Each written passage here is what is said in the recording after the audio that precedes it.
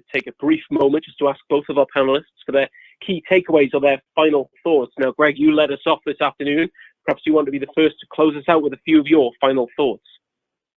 Sure, I'm happy to do that. Actually, I think the last question was really a good question. Yeah.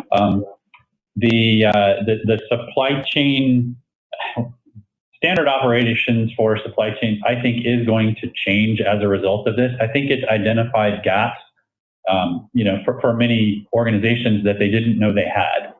And, from that perspective, taking some of the principles that Jonathan talked about and sort of redesigning your supply chain to be more resilient, I think that's actually a positive thing.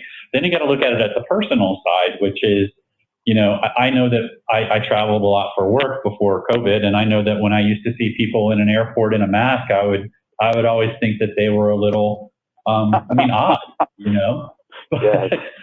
But now, having been through this, I think as a society, we're going to be a lot more cognizant of this type of event. And I don't think anybody in this generation or the generations that are alive today is going to look at mask wearing the same way after this, I guess.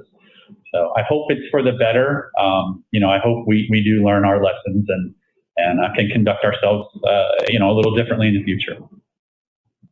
Thank you so much for that. Definitely. Jonathan, a few final thoughts from yourself as well? Yeah, the risk. RQDC, I think if before you engage and take on a supplier, I think more and more business leaders will be saying, show me the due diligence. And, I was looking at a great supplier and they're sort of 20% lower price. And I looked at them and I looked at the size of the company and I looked at the location and I just thought, well, that's not going to work. So, you just have to move on.